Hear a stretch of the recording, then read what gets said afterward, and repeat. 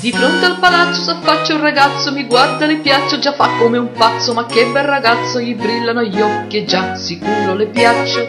Marito non voglio, la moglie non faccio, resto fidanzata, mi godo la vita, papino è geloso e bambina è moderna, dice vivi la vita. Ripete, mi ricorda, stai attenta, sei come un gratte vinci l'uccidenta. Papino stai tranquillo e non ti preoccupare, lo so che lui ci tenta, di me ti puoi fidare. Papino, ma però stasera fammi uscire, voglio andar a ballare, mi voglio divertire.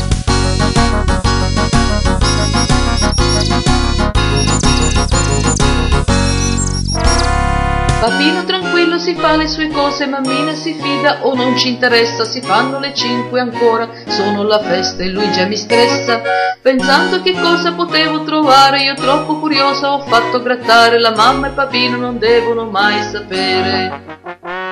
Se poi io non posso più uscire, il mio ragazzo non può più grattare, mammina stai tranquilla e fammi divertire, lo so che lui ci tenta, per questo son contenta. Papino stai tranquillo e non ti preoccupare, io torno a casa presto, non starmi ad aspettare.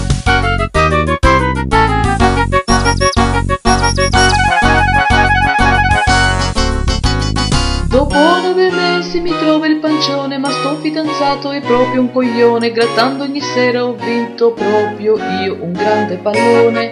Marito non voglio, la moglie non faccio, ma guarda mi sono ridotto uno straccio, papino e mammina m'aveva avvisato, che faccio? La colpa è di voi genitori, che ci lasciate la notte da soli. A ripensarci bene, la colpa è di papino, o questo fidanzato che è proprio un bel cretino, grattando abbiamo vinto un grande palloncino.